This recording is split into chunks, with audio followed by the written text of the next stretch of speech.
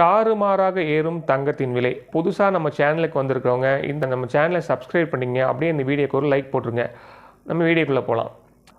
Rocket வேகத்தில் ஏறும் தங்கத்தின் விலை. ஒரு 30-40 வருஷத்துக்கு முன்னாடி எல்லாம் பார்த்தீங்கன்னா, நம்மளுடைய தாத்தா பாட்டி காலத்தில், நம்மளோட அப்பா அம்மாவுடைய காலத்தில் தங்கம் பார்த்தீங்கன்னா வருஷத்துக்கு ரூ. 100 ஏறினாலே ஒரு பெரிய விஷயம். வருஷத்துக்கு ரூ. 100 ஏறினாலே ரூ. 100 ஏறிச்சா அப்படின்னு ஒரு ஆச்சரியமாக பார்ப்பாங்க.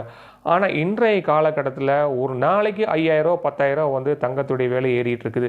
கடைசியாக இந்த ஒரு மாதமாக என்னதான் நடக்குது, தங்கம் வந்து ஏன் இவ்வளோ விலை ஏறுது அப்படின்னு நம்முடைய பொருளாதார நிபுணர்களாக என்ன தான் சொல்கிறாங்க அப்படின்னு நம்ம பார்த்தோன்னா, 2 விதமான காரணங்கள் வந்து சொல்கிறாங்க.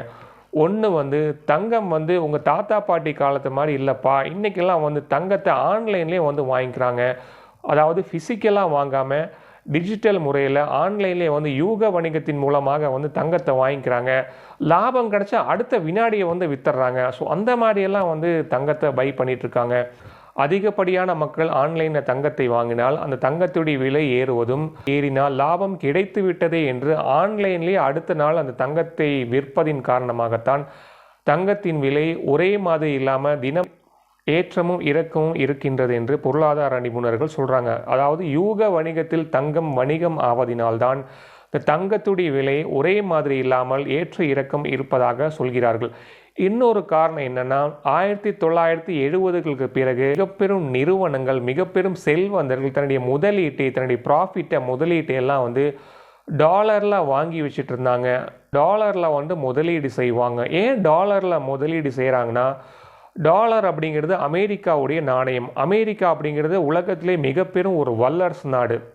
அந்த டாலர் வந்து உலகத்தில் நம்ம எங்கே போய் அதை கொடுத்தாலும் வந்து வாங்கிக்குவாங்க. அதாவது 5 ஸ்டார் ஹோட்டலில், எந்த ஒரு 5 ஸ்டார் ஹோட்டலுக்கு போனாலும் டாலரில் நீங்கள் கொடுத்தீங்கன்னா டாலர் வந்து வாங்கிக்குவாங்க. அதே மாதிரி ஏர்போர்ட்டில் எந்த ஏர்போர்ட்டுக்கு போனாலும் நீங்கள் டாலரை கொடுத்தீங்கன்னா வாங்கிக்குவாங்க. அதே போல் மணி எக்ஸ்சேஞ்ச், எந்த ஒரு மணி எக்ஸ்சேஞ்ச் போனாலும் அந்தந்த நாட்டுக்கு தகுந்த மாதிரி நம்ம டாலரை கொடுத்தோம் அப்படின்னா கட்டுக்கட்டாக கூட ஒரு நாடுகளில் வந்து பணம் கிடைக்கும். ஸோ டாலர் அப்படிங்கிறது ஒரு ஸ்ட்ராங்கான நண்பகத்தன்மையான ஒரு கரன்சி அப்படிங்கிறனால மிகப்பெரும் நிறுவனங்கள், செல்வந்தர்கள் எல்லாம் வந்து தன்னுடைய முதலீட்டை, இன்வெஸ்ட்மெண்ட்டை வந்து டாலரில் வச்சுருந்தாங்க அப்படின்னு சொல்கிறாங்க.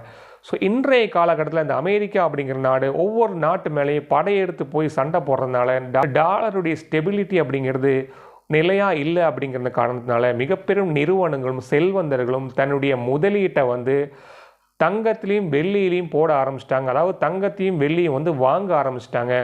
அதன் காரணமாக அந்த நீடு வந்து தேவை வந்து அதிகமாக இருக்குது. அதன் காரணமாகத்தான் தங்கத்துடைய விலை வந்து தொடர்ந்து ஏறிட்டே இருக்குது அப்படின்னு பொருளாதார நிபுணர்கள் வந்து சொல்கிறாங்க.